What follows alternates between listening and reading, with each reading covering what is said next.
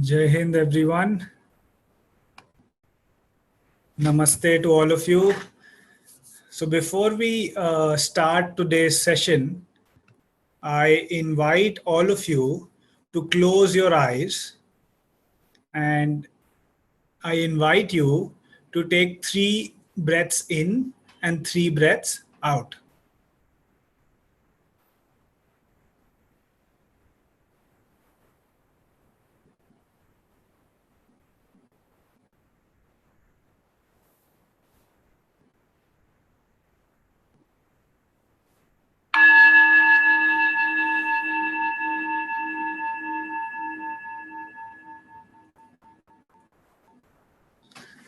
Hello to all my students joining today from DPS Varanasi, Nasik, and Lava Nagpur.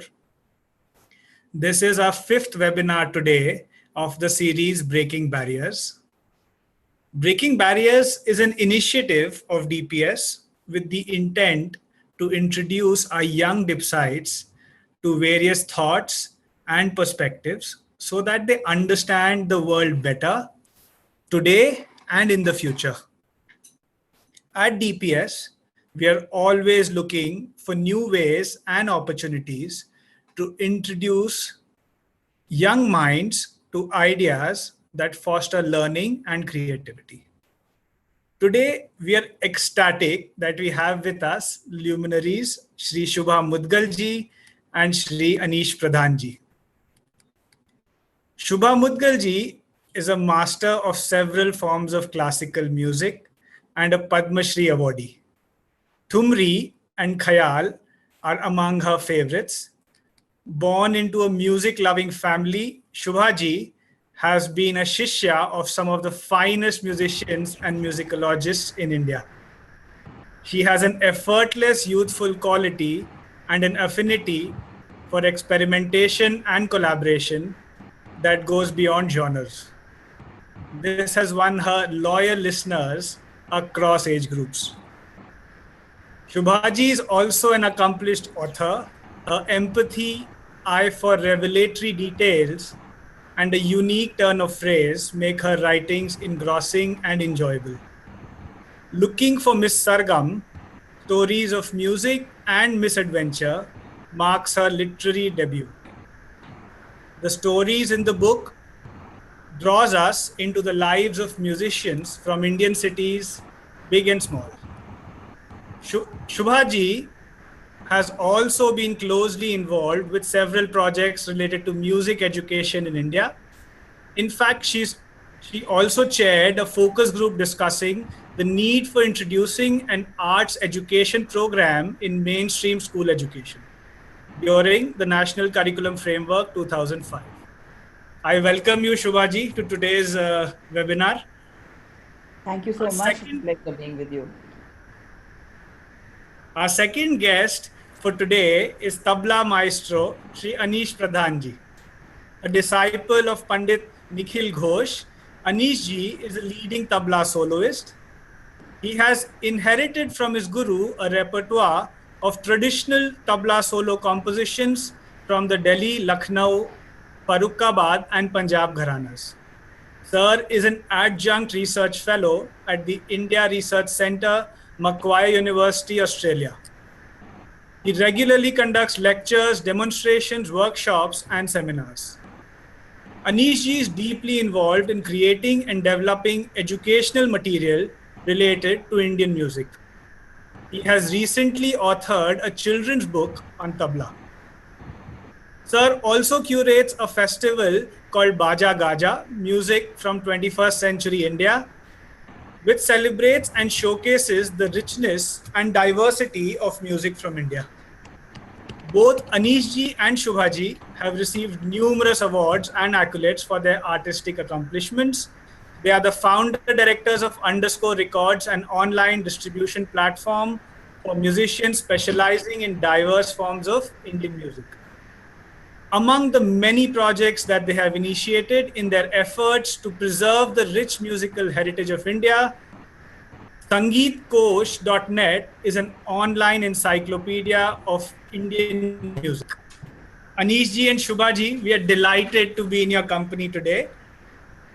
Thank you for having us as part of this session. Thank you very much. Thank you. So the format for our today's webinar is very interesting. Alongside our very revered guests today, we also have three very talented dipsites with us. Miss Surbhi Udavant from DPS Lava Nagpur. Surbhi is a grade 9 student with keen interest in music. Master Akar Gulve is a student of DPS Nashik and is passionate about tabla. Miss Adya Mukherjee represents DPS Varanasi and is studying in grade 9th with an ambition to leave a mark on the music world in India. These young and energetic dipsites are going to be moderating today's discussion. Over to you, Adya.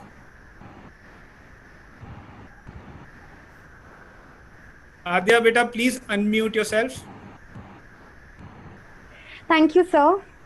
Good evening, Anish sir and Shubha ma'am. I'm delighted to be a part of this conversation in this evening. So my first question to ma'am is that, ma'am, you have been a very successful performer and your work has been tremendously appreciated all over. Ma'am, artists have to go through many struggles before they become famous.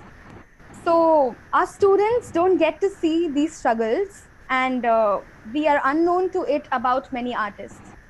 Could you please share some of your big or small struggles with us, which you had to go through before you became the Shubha Mudgal? Thank you for including me in this conversation. It's wonderful to be in conversation with all of you who share with me a passion for music and the arts. I'd also like to thank Mr. Rajgaria because I know that the school has always held a special place in its heart for the arts, and that is rare to come by today.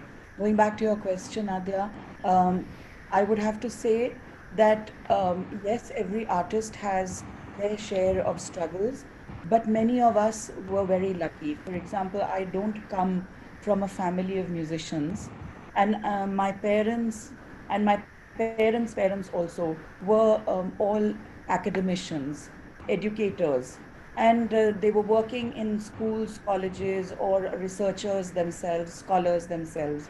And I am a first generation musician, but it is only because of the constant encouragement that I got from my parents that I was able to not only get a wide exposure to the arts, but I was also encouraged to learn music very seriously. And even to the point where my mother encouraged me to put aside a year after I graduated to decide whether I wanted to make a full time commitment to music or not. And I think I was very fortunate with that. Regarding the struggles, yes, each artist goes through phases where they feel that that they have, even when you get recognition, you realize that there is much more to learn. You feel inadequate yourself, and you know that this is a path which um, is never really going to lead you to total perfection, and that you'll always be chasing perfection.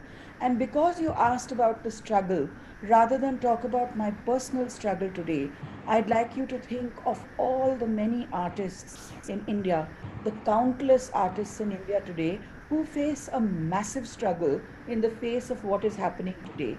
Not just the lockdown, but post lockdown, till a vaccine is found for COVID 19, what is going to happen to performers and artists?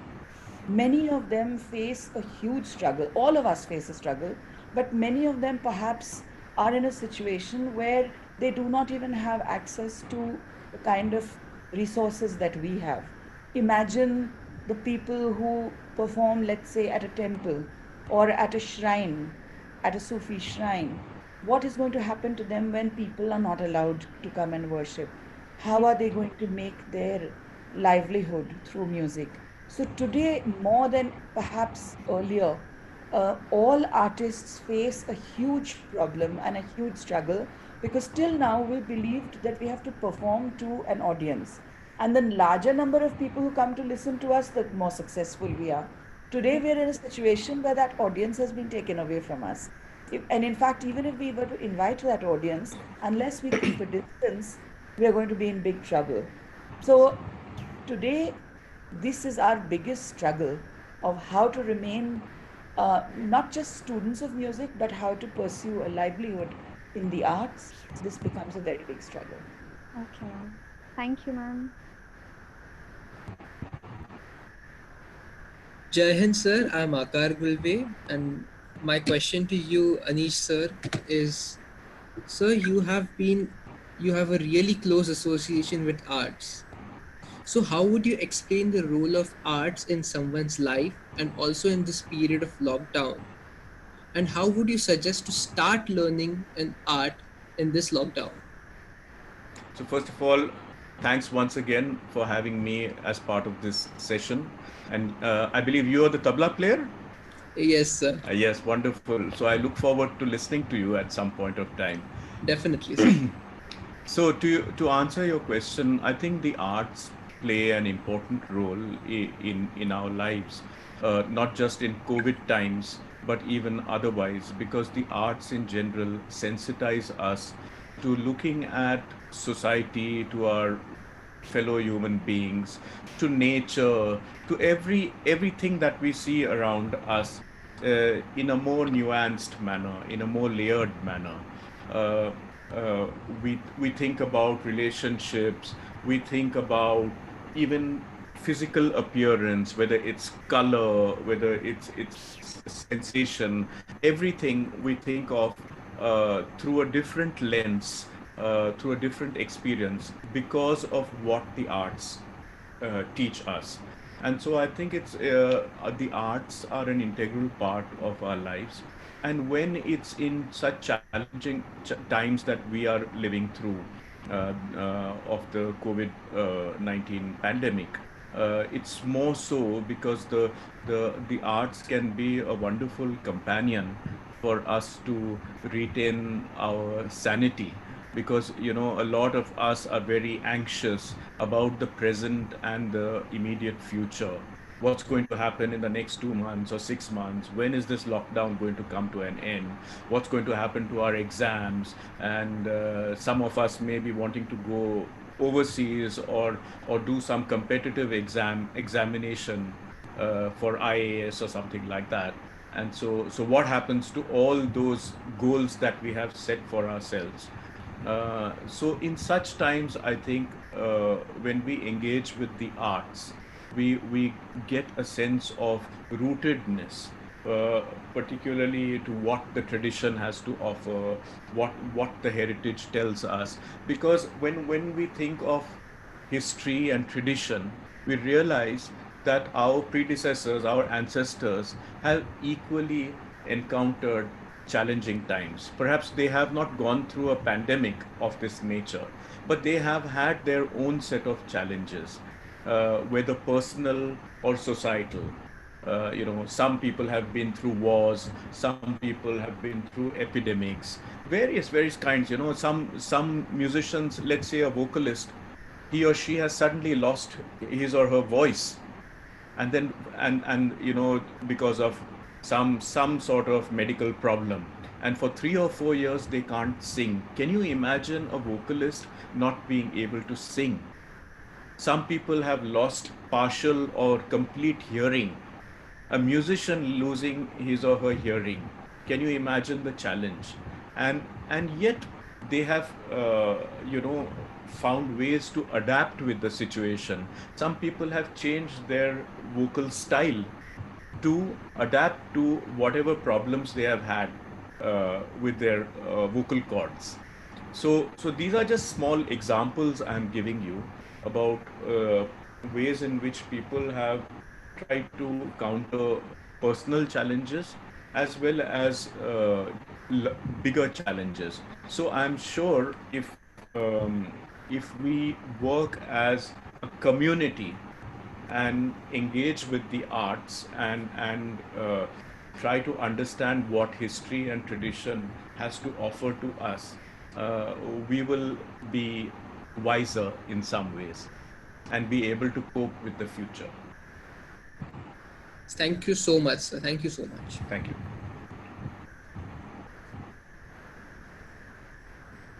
Thank you so much, sir.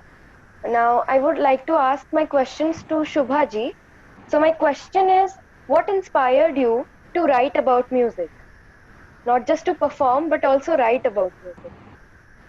Well, I had been writing a column for a newspaper which used to have a section on the arts and on and lifestyle, etc. For several years, I used to write about music, and my column was called Music Matters.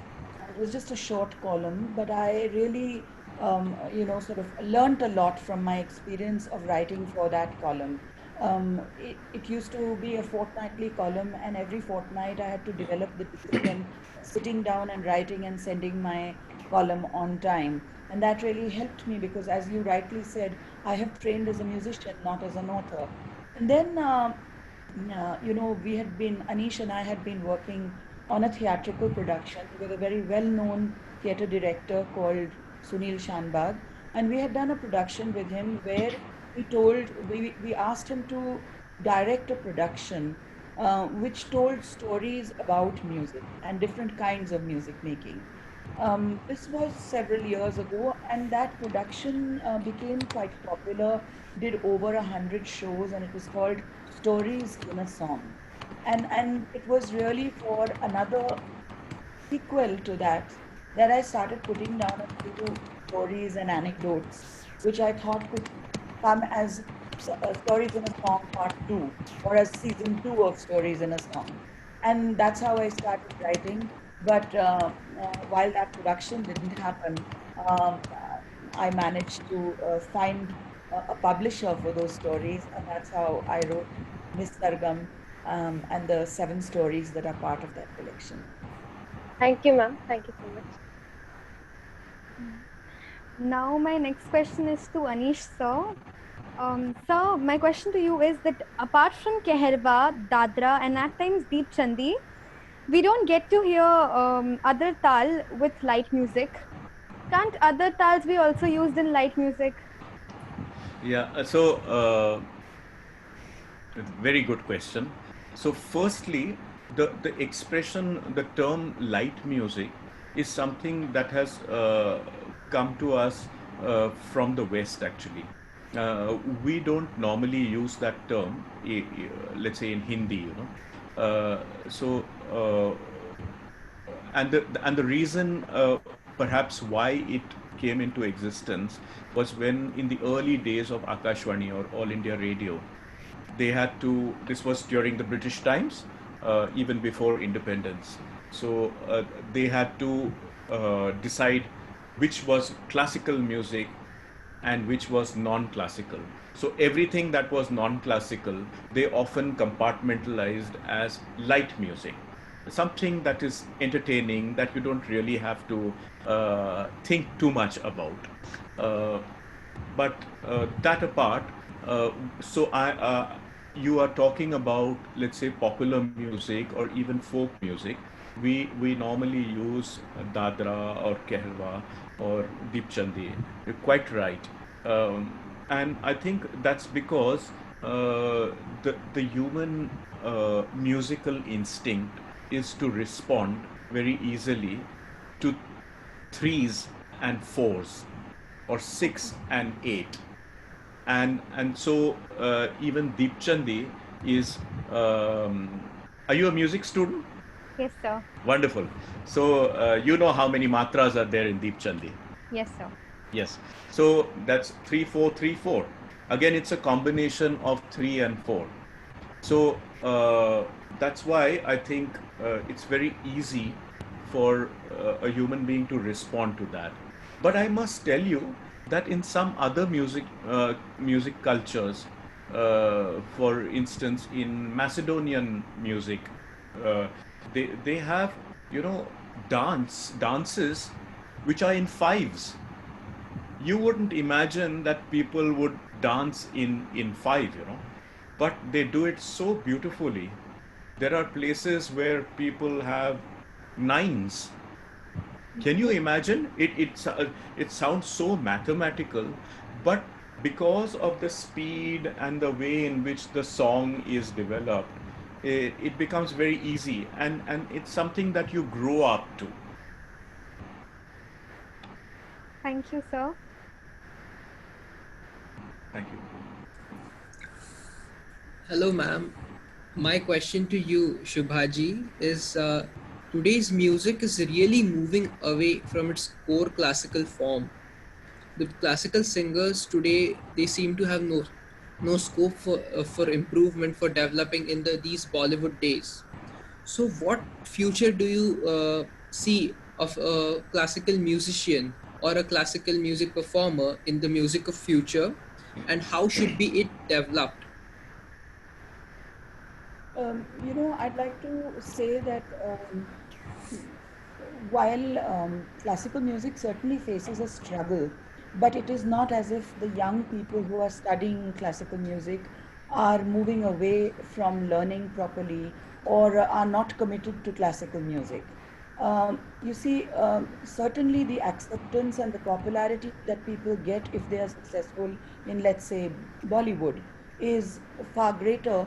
I mean, the numbers of people who hear you would be far greater than the number of people who might hear you when you sing or perform classical music. So there I'd have to point out to you, Akar, that the problem lies in the numbers of listeners. So this problem you guys can fix as listeners, or as when society says that, listen, we like classical music and we also love Bollywood. I think there is no reason to keep these two forms at war with each other or treat them as enemies of each other. I think we all enjoy Bollywood when we go to see a film. We come back humming the songs if they are nice songs and we respond to them. And when we go to listen to classical music, we show the sum when we like it, we say wah when we like it. So I think, why can these two not coexist? And if we need for it to coexist and make it less of a struggle, then apart from the people who make the music, the people who receive the music and who listen to the music and make an artist the star that they can become, those are the listeners. So I would urge people not to feel scared of classical music, to give it a try. It's possible you may not like it, and that's absolutely fine. You may like some other kind of music, but don't start by saying, that, oh, this is ये तो बहुत मुश्किल है, ये this is too difficult, ये sir के ऊपर से चला जा रहा है, and things like that. And similarly, I would urge people who prefer film music, who don't like film music, to not reject it completely, but give it a listen. You may find some very beautiful voices, some very beautiful tunes, some wonderful lyrics there. So I think it's important to keep listening to all kinds of music, then make your musical preferences and decisions.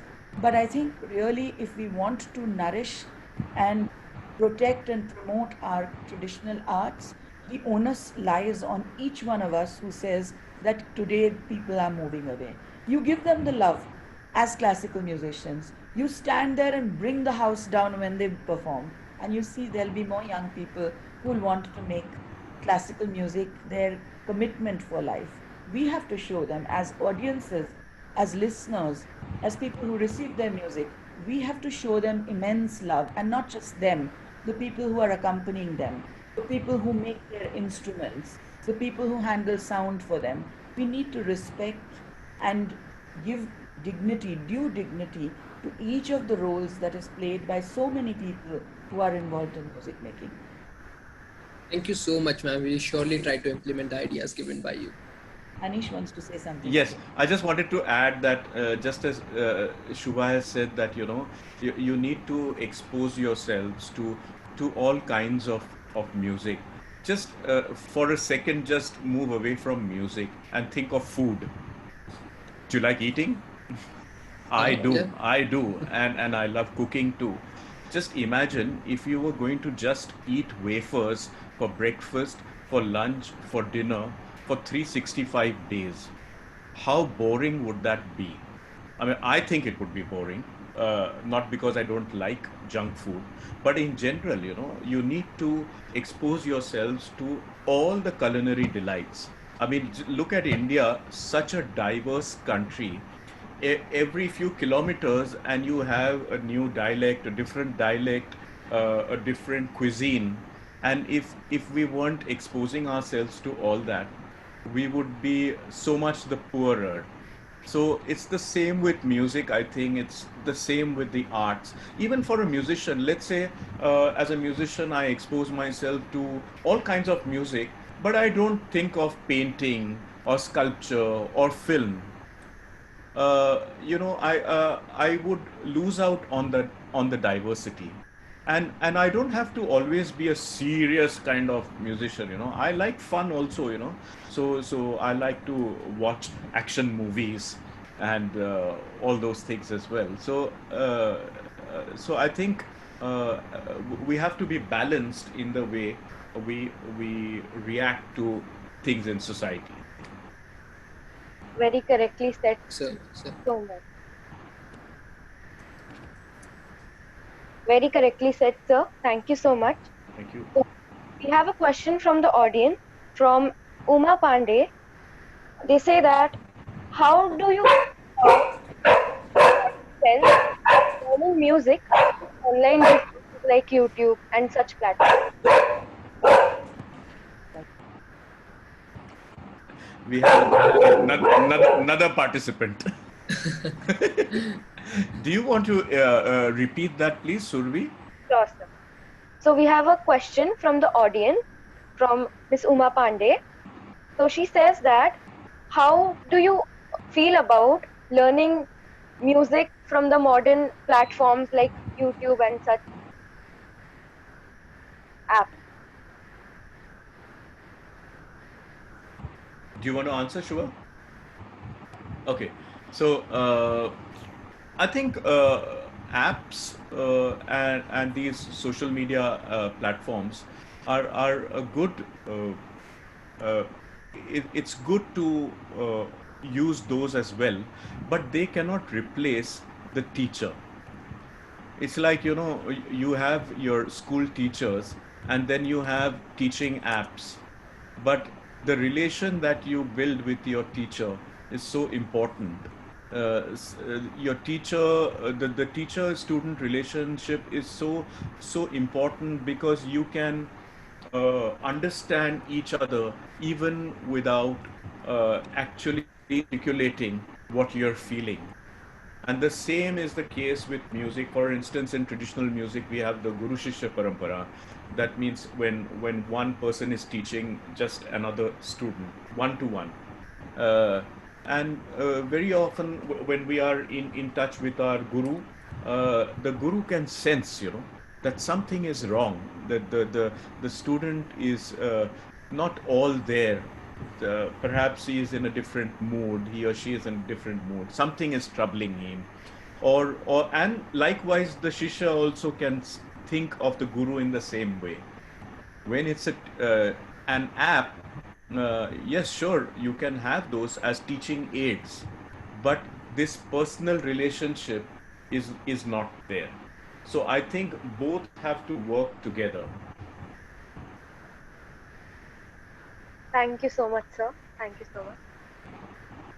Thank you, sir. Now my next question is for Shubha ma'am. Ma'am, the attire of singing Indian classical music is different from that of semi-classical, but at times we mix them while we sing any one type of them. What precautions should we take while doing the riyaz so that we can avoid this mixture?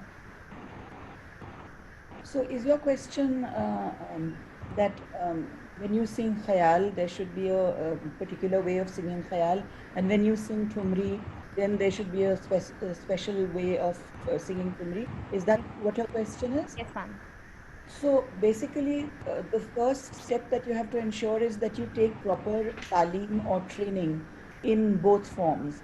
When your teacher tells you what are the characteristics of khayal and what are the characteristics of thumri, only then can you learn. if you decide that I'm learning khayal, and because this is considered semi-classical music, I can just pick it up, from YouTube. Then yes, certainly you can. You can earn the benefit of being a good listener, perhaps by listening to many recordings that are available on YouTube. But the whole idea of the way we train with classical music is to provide customized training to each student. That is what is the hallmark of the Guru Shishya Parampara. So I think it is very necessary for anybody who wants to sing both to spend a good deal of time with specialists who can train them, specialist gurus who can either train them in both, or then in my case, for example, I was learning from Pandit Ramashray Jhaji in Allahabad, um, which is now called Prayagraj, and he could teach both Khayal and Thumri Dadra. But when I moved to Delhi, I was learning from Pandit Vinay Chandra Modgalya, and he did not sing Thumri. I expressed a desire to learn Thumri, and therefore he took me to Srimati Naina Devi to learn Thumri, because she was a Thumri specialist. So I have spent time with specialists in the field, and similarly, anybody who wants to sing both must spend time training with specialists and understand the intricacies, understand the overlaps. There are many things, because finally we use rag, tal, and lyrics, both in khayal and in Thumri. So we have to understand the intricacies, the nuances, what makes khayal khayal, what makes Thumri Thumri, and then proceed to sing. And not just say that I can sing Thumri because I'm learning khayal, let me, I can sing anything then. Understand, absolutely. Thank you so much, ma'am.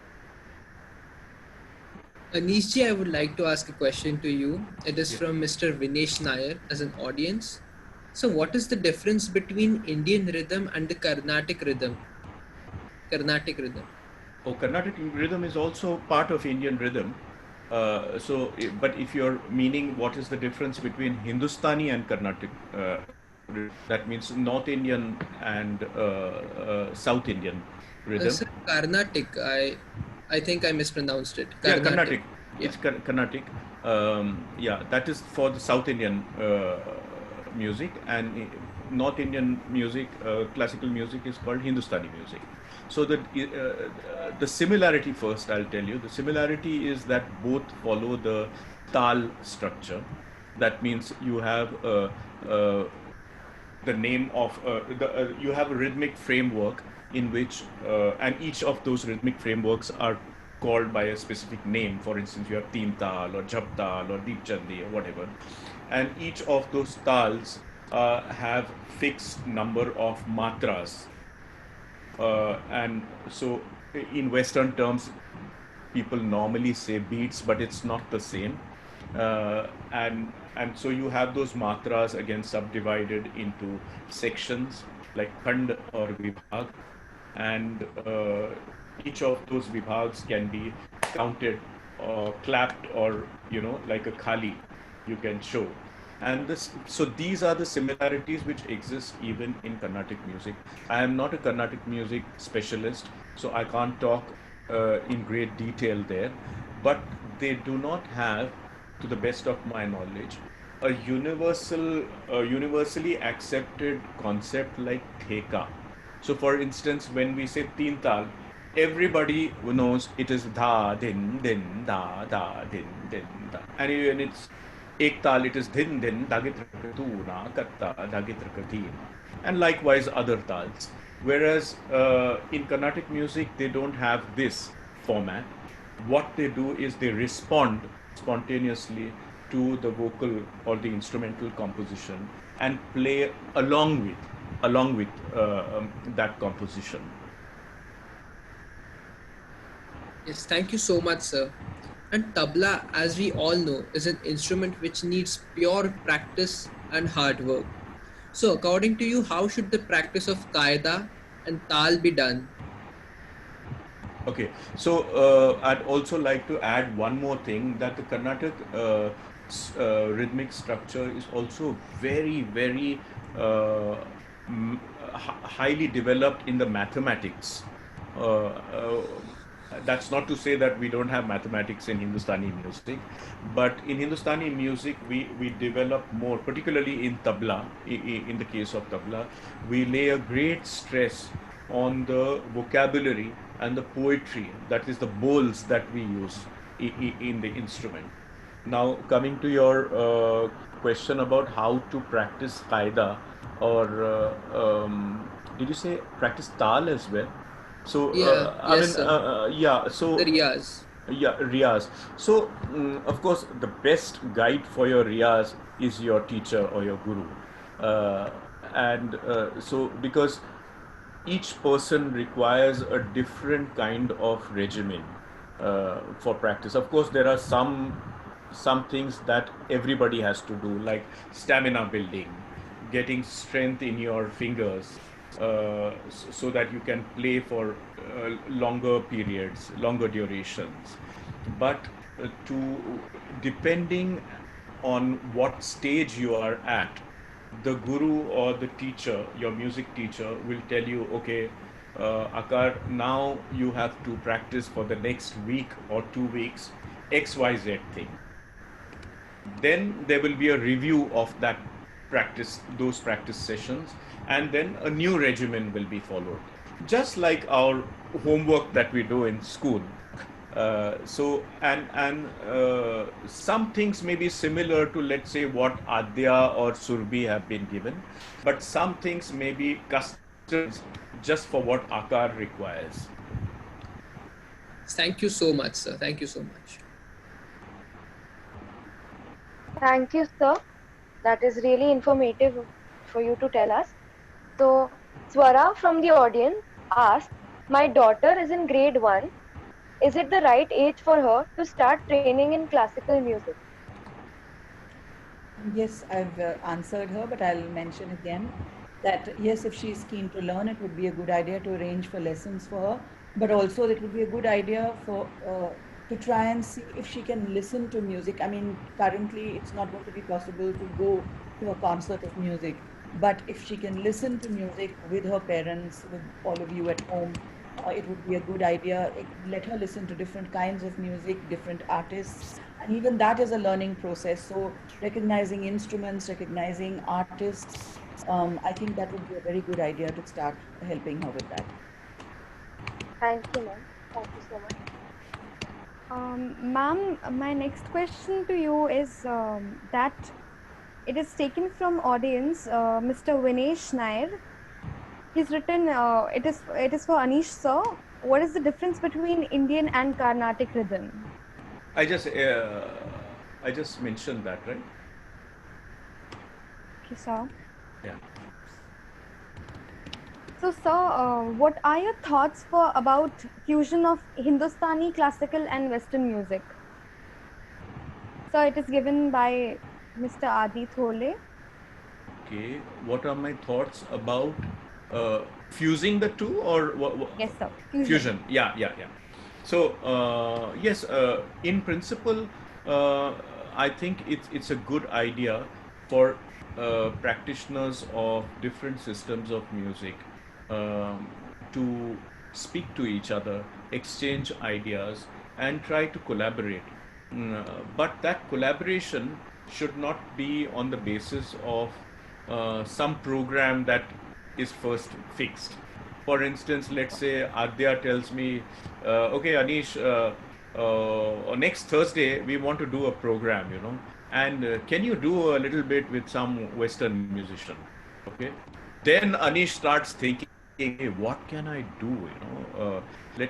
There's very little time. So let me just put something together hastily. And then that reflects on the kind of music that is then produced. It may be a half-baked attempt. So it is better when the musicians on both sides, try to understand each other on an extended basis. It's like, you are trying to speak to each other in the other's language, and then you haven't really understood what their language is all about. And then suddenly you can't speak to somebody in a foreign language the next week. Yes.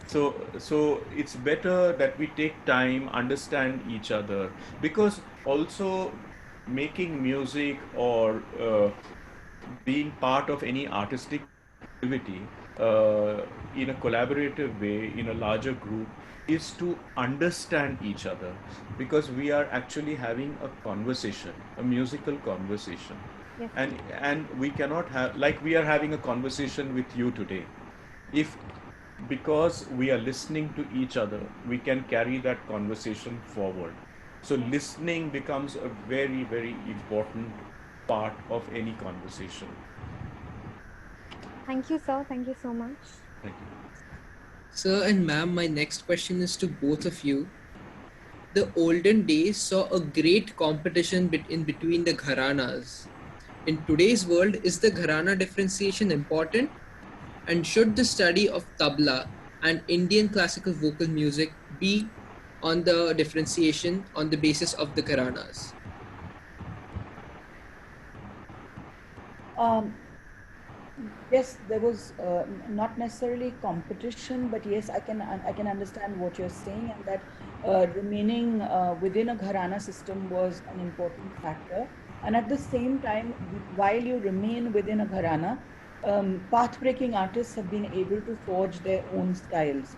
For example, Srimati Gangubai Hangal and Pandit Bhimsen Joshi learned from the same guru, and they learned very well within the same gharana. And so they were Gharana loyalists as well. They became torchbearers of that Gharana, and yet they had their own individual styles. So I think the Gharana system really provided a very, very valuable contribution to Hindustani music. And one must, as a student of music, be aware of the the significant factors, the typical styles that each Gharana has. Today, yes, for one reason or the other, people do not perhaps stick to the same gharana as they did earlier. And at the same time, every serious student of music, gives due importance to the gharanas. Regarding teaching, I think it depends on what kind of teaching is being provided. So if you've been learning from in a particular gharana style, it would be pointless to make you shift to another gharana if you didn't want to. And at the same time, if you feel, I learned from people, for example, who really wanted to get information and the gaiki of different styles. So, for example, in Pune, I used to come to learn from Pandit Jitendra Visheki ji, and he had learned from many people. He continued to collect many compositions from different gharanas. Now it's only natural, as somebody who is his disciple, or when I learned from Pandit Ramashai Jhaji, he too had collected from many people, and he used to, joke and say, "हमने 75 लोगों से सीखा." I learned from 75 people. So, I think what he meant was that he was keen to get knowledge from everyone. And so when you learn from such a person, it's not surprising that I may want to learn from more than one Gharana. So I think it all depends on what you want to study, what your focus is, and how you want to, take forward your musical journey. If you want to be a Gharana loyalist, that's wonderful. If you want to learn from more than Gharana, that's also absolutely fine. And what kind of institution are you learning in? Some institutions believe that Gharana loyalty must be maintained, and so they give that kind of instruction. Others feel, no, you can get a good teacher from any Gharana and continue. So I think these are really personal choices that one needs to make. Okay. Thank you so much, sir. Ma'am. Sir, does the same thing go for tabla?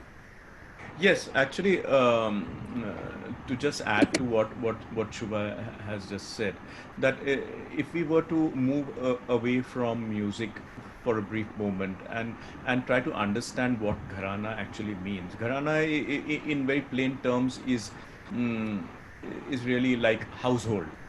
So when we are growing up as children, we there are certain qualities that our family inculcates in us. Our family, our teachers inculcate in us. When we reach the 10th grade or the 12th grade, and then we want to do our undergraduation. So we leave school and we move to a different area. Now there we can carry all that we have learnt in our homes, in our earlier schools, in our secondary schools, etc., and carry that information to the new space and build on that and take in what the new space gives you. Or you can be closed and say, no, I'm going to do just what I had learned. So it depends on what kind of a person you are and whether you want to enrich yourself further in and yet after enriching yourself you will decide, okay, after let's say graduation or post graduation or PhD or whatever you do, now this is the course that I'm going to take. Okay, and come what may, whatever influences may be there after this, I will maintain this course and try to excel in that. So it's the same way in music. My guru learned from three gurus, and out of those, the three gurus learned from many gurus. In fact, two of those gurus, my grand gurus, they learned from a person who had learned from 24 gurus, 24 gurus from four gharanas, belonging to four gharanas. So you can imagine the amount of knowledge that came down through the generation. And of course, I have only a little bit of that information, and yet that is so much to last me a lifetime to work on. So, and then of course I have also built on that from my own compositions, from understanding from other sources, from let's say books that I have read, and then I am teaching my students likewise, and they will teach their students. So this process continues, and each generation enriches itself, different influences. So the earlier thing that I was saying about diversity, whether across the arts or within musical streams or within gharanas, it applies everywhere. Diversity makes you a richer individual. Thank you so much, sir. Thank you so much. Thank you so much, sir. That was very correctly said by you. So the question is from Dr. Shweta from the audience.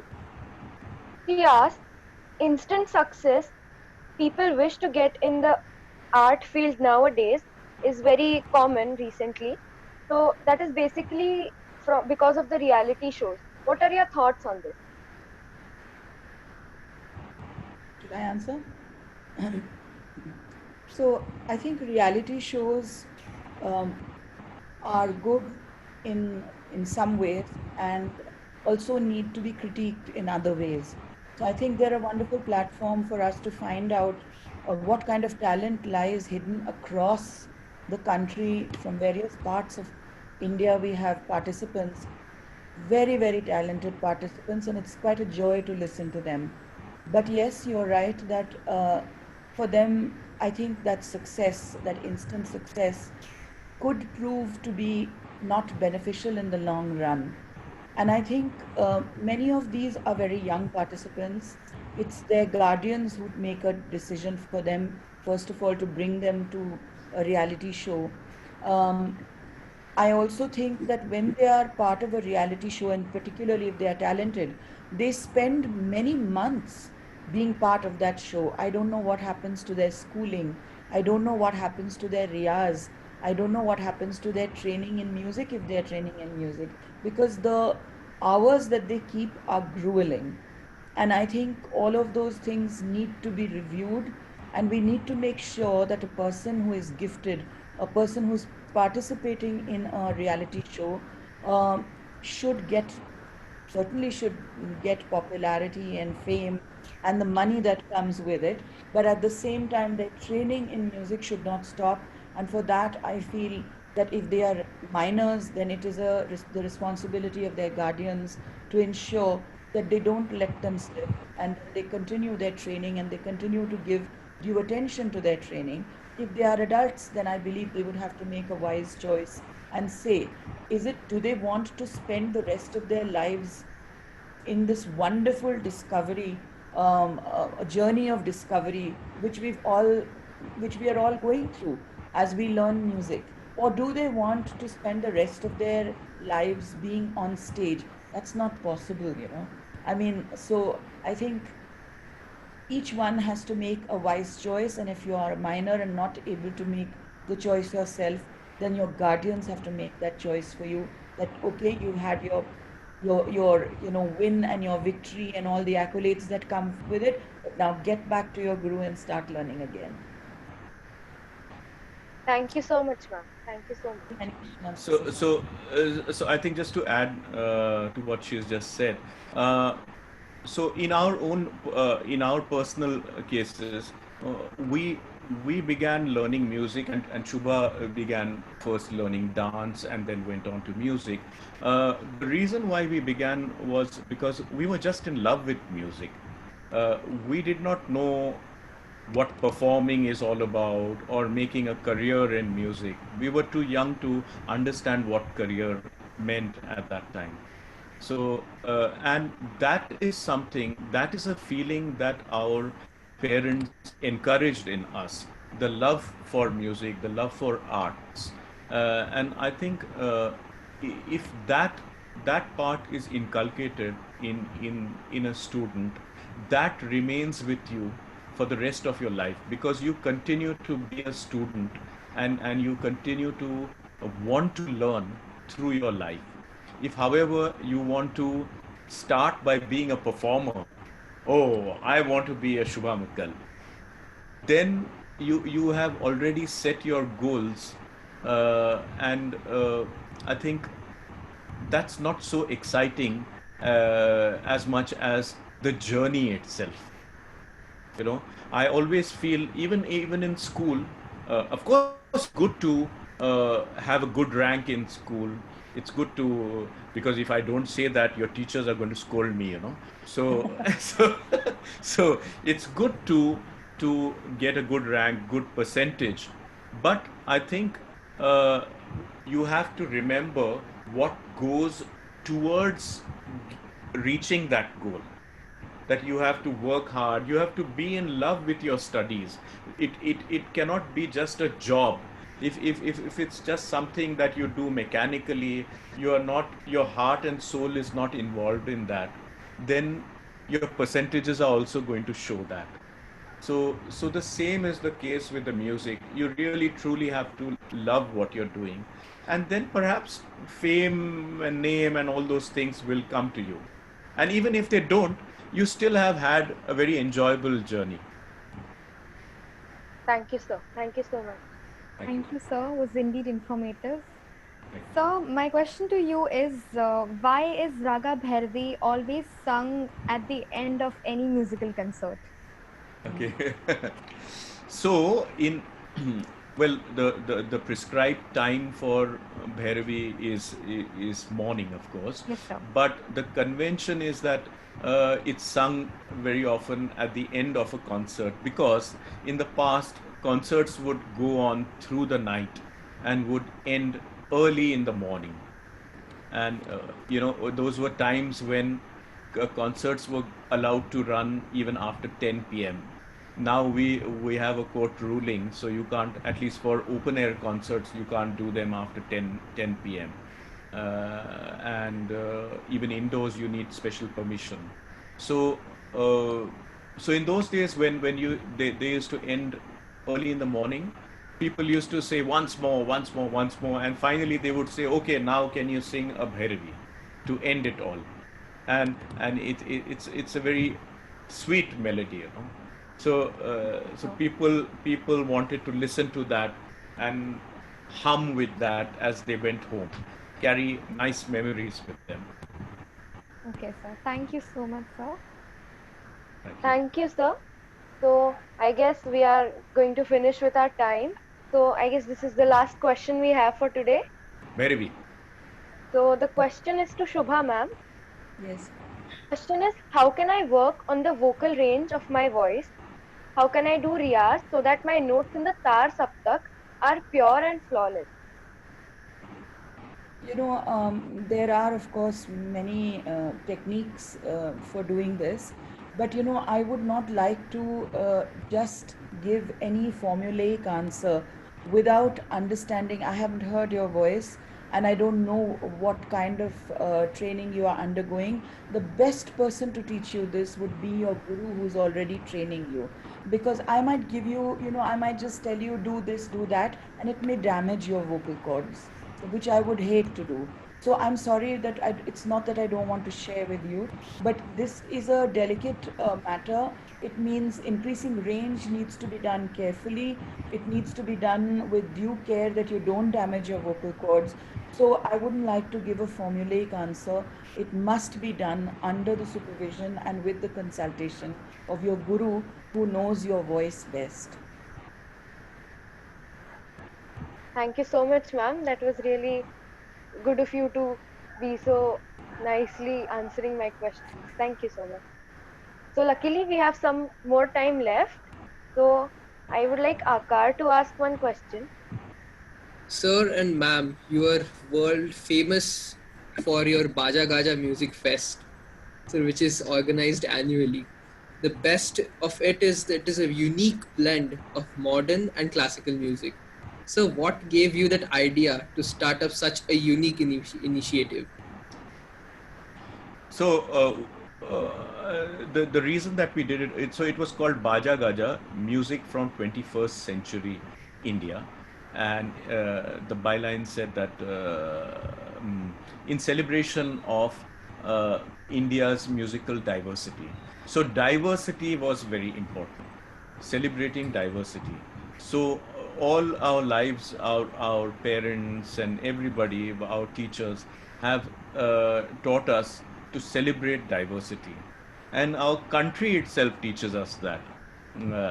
Diverse cultures, so many languages, so many cuisines, so many art forms, so many types of communities. And so if we enjoy this richness, we will have a wonderful life for ourselves ahead. So that is something that we wanted to share with all the listeners.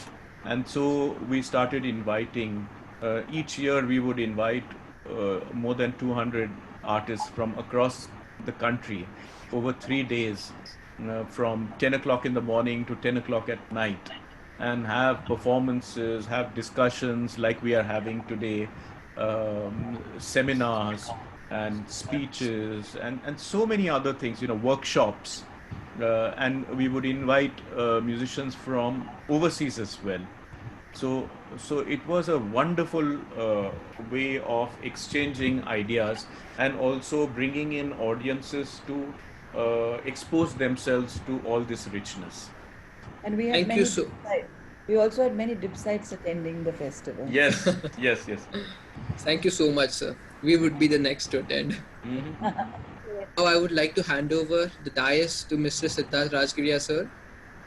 Thank you, Akar, Surbhi, Adya. All of you have been great hosts to this webinar, and I'm sure you've enjoyed the experience of hosting this. Shubhaji and Anishji, it was very, very kind of you to spare time and come and be with us today. It was a really thrilling conversation, and especially your comparison of different sorts of music to the food. It really got me, and that really made me realize that we've been thinking of classical music as classical music and different. So it really brought the discussion live for me. Both of you have been truly supporting all our three schools over the years. You've done various workshops in Varanasi. You've been to our first annual show at Nasik, and I still have fond memories of that. And we're really, really thankful that you've been guiding us throughout this journey for many, many years. And delighted to have had this opportunity to have this program with you today. Thank you so much for taking out time and being with our div sites today. Thank you very much. Thank you. And thank you to the hosts as well. Thank you. Thank you so much, sir. Thank you so much. Thank you so much, sir. Thank you. A big thank you to all the attendees here on Zoom and to all of them who've live streamed from various Facebook pages. You know, we are going to get some more exciting webinars for you. The next one is scheduled on the 20th of this month, so it is on Wednesday. And just a small clue that it would be a treat for all the cricketers to tune in and have that conversation. Someone really you'll enjoy that conversation, so do tune in and stay home and stay safe. We are all in this together, and we shall soon get out of this. Thank you. Have a good day. Thank you so much, sir. Thank you so much. Thank you so much.